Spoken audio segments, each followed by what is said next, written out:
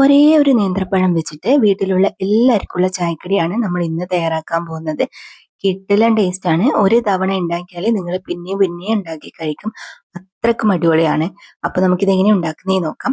ഇതിനായിട്ട് നമ്മൾ ആദ്യം തന്നെ ഒരു പാനിലോട്ട് കുറച്ച് നെയ്യ് ഒഴിച്ചിട്ട് നെയ്യ് ചൂടായിട്ട് വരുന്ന സമയത്ത് അതിലേക്ക് നമുക്ക് ഒരു പഴം ഇതുപോലെ ചെറിയ കഷ്ണങ്ങളാക്കിയിട്ട് ഇട്ട് കൊടുക്കാം.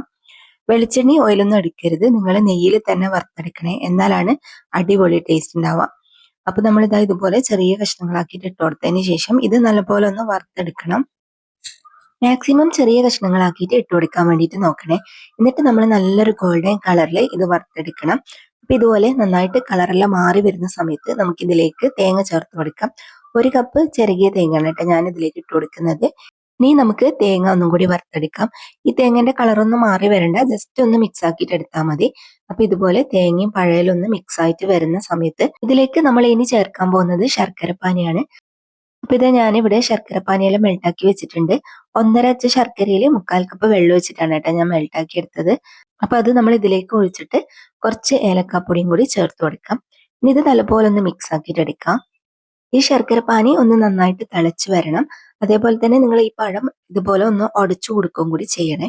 അപ്പൊ പഴയിൽ ഇതുപോലെ ഉടച്ചു കൊടുത്ത് ഈ ശർക്കരപ്പാനിയെല്ലാം തിളച്ച് വരുന്ന സമയത്ത് നമ്മൾ അടുത്തതായിട്ട് ഇതിലേക്ക് ചേർത്ത് കൊടുക്കുന്നത് റവയാണ്.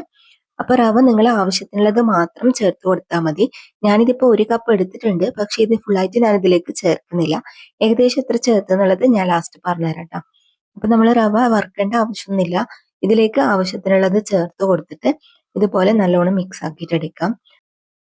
റവ ചേർക്കുന്ന സമയത്ത് ഫ്ലെയിം കുറച്ച് വെക്കണേ. എന്നിട്ട് ഇതേപോലെ നന്നായിട്ട് തന്നെ മിക്സ് ആക്കിയിട്ട് കൊടുക്കുക. ഈ ശർക്കരപ്പാനി ഒന്ന് കുതിർന്ന് വരുന്നവരെ മാത്രം നമ്മൾ റവ ഇട്ട് കൊടുത്താൽ മതി. ഏകദേശം അരക്കപ്പാണ് ഞാൻ ഇതിലേക്ക് ചേർത്ത് കൊടുത്തത്. അരക്കപ്പ് ഏകദേശം കറക്റ്റ് ആണ് കേട്ടോ.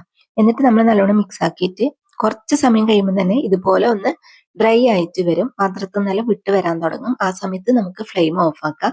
ഇനി നമുക്ക് വേണ്ടത് ഇതുപോലത്തെ കേക്ക് ടിന്നോ അല്ലെങ്കിൽ ലഞ്ച് ബോക്സോ മറ്റോ എടുത്തിട്ട് അതിലേക്ക് നമുക്കൊരു വാഴയില ഇറക്കി വെച്ച് കൊടുക്കാം. എന്നിട്ട് നമ്മളിതാ റെഡിയാക്കി വെച്ചത് ഇതിലേക്ക് ഇട്ട് കൊടുക്കാം. ഇനി ഈ പഴത്തിന്റെ മിക്സ് നമുക്ക് ഇതുപോലെ ഇങ്ങനെ ഒന്ന് ഷേപ്പ് ആക്കി കൊടുക്കാം. അപ്പൊ ഇത് നമ്മൾ നല്ലതുപോലെ ഷേപ്പ് ആക്കിയതിന് ശേഷം നമുക്ക് ഇതിന്റെ മുകളിലേക്ക് നട്ട്സ് വെച്ച് കൊടുക്കാം. ഞാൻ കുറച്ച് അണ്ടിപ്പരിപ്പും മുന്തിരി മാത്രമാണ് വെച്ച് കൊടുക്കുന്നത്. നിങ്ങൾക്ക് ഇഷ്ടമുള്ള ഏത് വേണമെങ്കിലും ഇതിന്റെ മുകളിലേക്ക് വെച്ച് കൊടുക്കാവുന്നതാണ്. ഇനി നമ്മൾ ഇത് ആവിയിലാണ് കേട്ടോ വേവിച്ചെടുക്കാനായിട്ട് പോകുന്നത്. അപ്പൊ ആദ്യം നമ്മൾ സ്റ്റീമറിൽ കുറച്ച് വെള്ളം ചൂടാക്കണം. ചൂടായതിനു ശേഷം ആ തട്ടിന്റെ മുകളിലേക്ക് നമുക്ക് ഈ കേക്കിനെ ഇറക്കി വെച്ചിട്ട് മൂടി വെക്കാം. ഒരു 5-10 മിനിറ്റ് മാത്രം കുക്ക് ചെയ്തെടുത്താൽ മതിയാവും. അപ്പോഴേക്കും തന്നെ ഇത് നല്ലപോലെ സെറ്റായിട്ട് വന്നിട്ടുണ്ടാവും. ഇനി ഇതിന്റെ ചൂടെല്ലാം പോയതിനു ശേഷം നമുക്ക് ഒരു പാത്രത്തിലേക്ക് മാറ്റാം. അപ്പൊ ഇത് ഞാൻ വേറൊരു പാത്രത്തിലേക്ക് മാറ്റിയിട്ടുണ്ട്. വാഴയില തന്നെ വേണമെന്നില്ല കേട്ടോ, നിങ്ങൾ കേക്ക് ടിന്നിൽ കുറച്ച് ഓയിൽ സ്പ്രെഡ് ചെയ്ത് കൊടുത്താലും മതിയാവും. ഇത് അടിയിൽ ഒട്ടിപ്പിടിക്കൊന്നുമില്ല, നമുക്ക് പെട്ടെന്ന് ഇതുപോലെ ഇളക്കിയെടുക്കാൻ പറ്റും. അപ്പൊ ഇത് നമ്മുടെ അടിപൊളിയായിട്ടുള്ള ചായക്കടി റെഡി ആയിട്ടുണ്ട്. ഇനി ഇത് നിങ്ങൾക്ക് ഇഷ്ടമുള്ള പോലെ കട്ട് ചെയ്തെടുക്കാം. അടിപൊളി ടേസ്റ്റ് ആണ് കേട്ടോ, ഞാൻ വെറുതെ പറയുന്നില്ല, നിങ്ങൾക്ക് എന്തായാലും ഇഷ്ടാവും. നമുക്ക് വൈകുന്നേരം നല്ലൊരു മധുരം കഴിക്കണം എന്നെല്ലാം തോന്നുന്ന സമയത്ത് ഇതുപോലെ ഹെൽത്തി ആയിട്ടെല്ലാം കഴിക്കാൻ പറ്റുന്നതാണ്. അപ്പൊ ഇതാ നല്ല സോഫ്റ്റ് ആയിട്ടുള്ള വായിലിട്ടാൽ തന്നെ അലിഞ്ഞു പോകുന്ന അടിപൊളിയായിട്ടുള്ള ഒരു ചായക്കടിയാണ്. അപ്പൊ എല്ലാവരും ട്രൈ ചെയ്തിട്ട് ഫീഡ്ബാക്ക് അറിയിക്കാൻ മറക്കരുത്. ഇന്നത്തെ ഈ ഒരു റെസിപ്പി നിങ്ങൾക്ക് എല്ലാവർക്കും ഇഷ്ടമായിട്ടുണ്ടാവും എന്ന് വിചാരിക്കുന്നു. വീഡിയോ ഇഷ്ടമായാൽ മറക്കാതെ ലൈക്കും ഷെയറും കമന്റും ചെയ്യുക.